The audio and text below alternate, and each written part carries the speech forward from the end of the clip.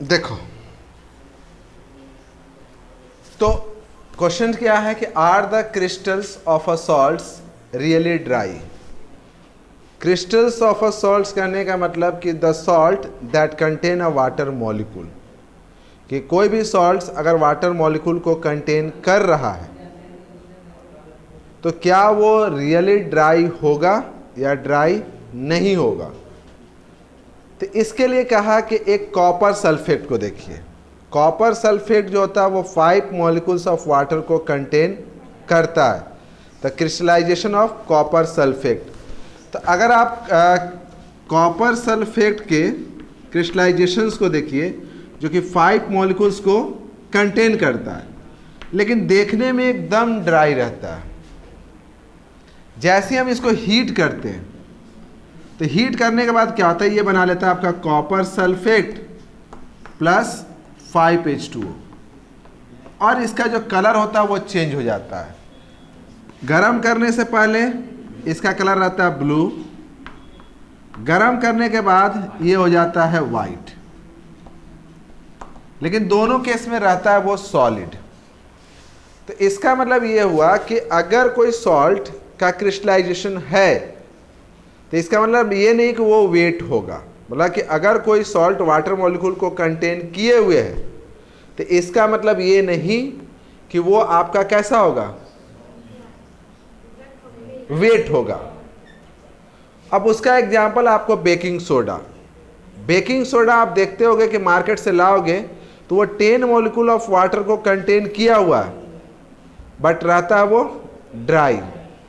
अब यहाँ पर भी वो इसी तरीके से है कि जो कॉपर सल्फेट का क्रिस्टलाइजेशन होता है वो ब्लू कलर का होता है, ड्राई होता है, लेकिन जब हम उसको गर्म करते हैं तो फिर वाइट हो जाता है। फिर इसको थोड़ी देर के लिए छोड़ दो तो फिर ये एटमॉस्फेयर से फिर से क्या करेगा, वाटर मॉलिक्यूल को एब्जॉर्ब कर लेगा और फिर से रिक्रिस्टलाइजेशन, उसको कहते हैं हम लोग रिक्रिस्टलाइजेशन, उसका फर्दर रिक्रिस्टलाइजेशन होगा और रिक्रिस्टलाइजेशन के बाद इसका कलर फर्दर कैसा हो जाएगा, ब्लू। इसी कड़ी में एक आपका आता है जिप्सम, जो आपको पढ़ना भी है प्लास्टर ऑफ पेरिस। तो प्लास्टर ऑफ पेरिस पढ़िएगा तो प्लास्टर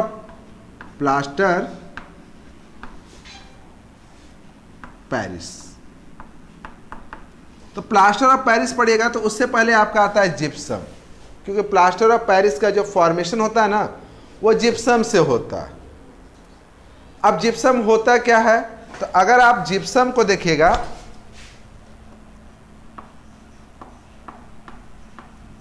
तो ये copper sulphate that contain 2 molecule of water, ये कॉपर सल्फेट ही है जो कि 2 मॉलिक्यूल ऑफ वाटर को कंटेन करता है। मतलब इसका फॉर्मूला ऐसे होता है CaSO4.2H2O।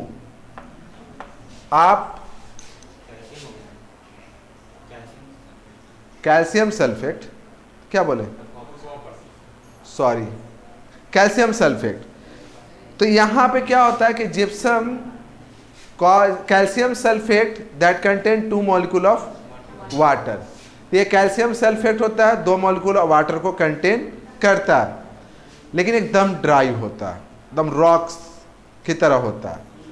इसको जब हम लोग गर्म करते हैं तो गर्म करने के बाद क्या होता है कि जिप्सम है, जिप्सम को आप गर्म कर दीजिए तो CaSO4.2H2O। तो क्या होता है कि जैसे हम इसको गर्म करते हैं तो इसमें से कुछ वाटर मॉलिक्यूल रिलीज हो जाते हैं। कितना रिलीज होते हैं, तो 3/2H2O रिलीज हो जाते हैं, मतलब कि 2 था, 2 में से 1.5 निकल गया तो बचा कितना, हाफ।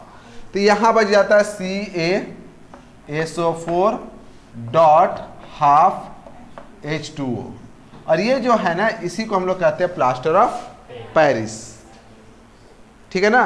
तो प्लास्टर ऑफ पेरिस का जो फॉर्मूला होता है वो होता है CaSO4.12H2O। आप प्लास्टर ऑफ पेरिस उसको मार्केट में देखिए POP लिखा था पैकेट में, POP प्लास्टर ऑफ पेरिस आपको मिलता भी होगा और आप जनरली उसको देखे भी होगे। कहाँ देखे होगे, ये सब जानता होगा कि किसी की हड्डियाँ टूट गई है तो उसके प्लास्टर जो चढ़ाया जाता है वो प्लास्टर ऑफ पेरिस ही होता है। इवन घर में भी इसका यूज़ होता है। लेकिन अभी आप समझिए सिर्फ प्लास्टर ऑफ पेरिस होता क्या। तो प्लास्टर ऑफ पेरिस जो होता है उसका फॉर्मूला होता है CaSO4.12H2O। इसका फॉर्मेशन कैसे होता है? तो जब जिप्सम दैट मीन्स कि calcium sulphate that contain 2 molecule of water, उसको गर्म करते हैं एट 100 डिग्री सेल्सियस।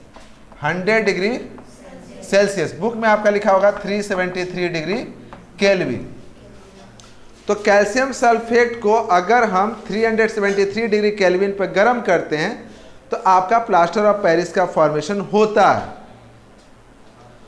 फर्दर आप सब जानते होंगे, इसमें किसी को ये नहीं कि प्लास्टर ऑफ पेरिस में अगर तुम फिर पानी मिला दो, पानी मिलाने के बाद थोड़ा देर के लिए उसको छोड़ दो, तो फिर क्या होता है?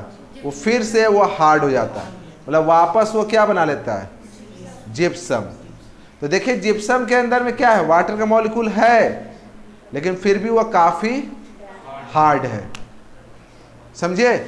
तो जिप्सम को जब हम गर्म करते हैं तो उसी से प्लास्टर ऑफ पेरिस बनता है। प्लास्टर ऑफ पेरिस को फर्दर हम पानी मिलाकर थोड़ा देर के लिए छोड़ देते हैं, फिर वो हार्ड हो जाता है। अब इसका यूज़ कहाँ कहाँ पे करेंगे? एक तो यूज़ होगा जब आपके पैर हाथ टूट जाएगा, तो टूटी हुई हड्डियों को जोड़ने में इसका यूज़ किया जाता है। स्टैचू भी इसका बनता है, बहुत सारा मूर्ति जो होता है प्लास्टर ऑफ पेरिस से बनता है। घर के अंदर में वाइट वॉश करने में बहुत सारे जो लोग होते हैं, अब क्या कर रहे हैं कि पहले जो होता था ना कि लोग प्लास्टर करवाते थे और चूना से पुचारा करवा लेते थे, लेकिन अब लोग थोड़ा सा अपना स्टैंडर्ड को बढ़ाए हैं और अब दीवारों पर क्या करवाते हैं? प्लास्टर, पुट्टी करवा देते हैं, तो प्लास्टर ऑफ पेरिस लगवाते हैं। उसके अलावा और इसका यूज़ क्या होता है कि कहीं कहीं दीवारों पे अगर होल हो गया है जहाँ से पानी का रिसाव हो रहा है, तो वहाँ पे हम प्लास्टर ऑफ पेरिस लगा सकते हैं और उसको बंद कर सकते हैं। तो that is the uses of plaster of Paris, जो कि आप जानते होंगे। अब आते हैं क्वेश्चन पे।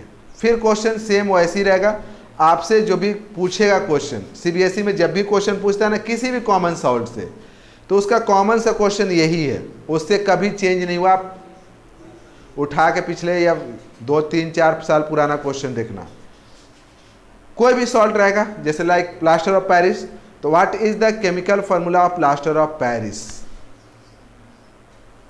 तो केमिकल फार्मूला क्या हो गया? CaSO4.12H2O, ठीक है ना? या और इसको आप ऐसे लिख सकते हो कि 2CaSO4.H2O। ये और ये दोनों सेम है, समझ में आया? क्या किए? यहाँ 2 से मल्टीप्लाई किए तो इसका हाफ कट गया ना, मतलब कि एक molecule of calcium sulphate contain half molecule of water. एक मॉलिक्यूल जो है वो हाफ मॉलिक्यूल वाटर को कंटेन कर रहा है। तो अगर 2 मॉलिक्यूल होगा तो एक कंटेन करेगा, ठीक है ना? ये दोनों फार्मूला होता है, ये समझने की चीज़ है कि एक मॉलिक्यूल रहेगा तो हाफ मॉलिक्यूल, तो जब ये 2 मॉलिक्यूल रहेगा तो ये 1 मॉलिक्यूल, अगर ये 4 मॉलिक्यूल हुआ तो ये 2, जस्ट इसका हाफ रहेगा। ये इसका फार्मूला हो गया।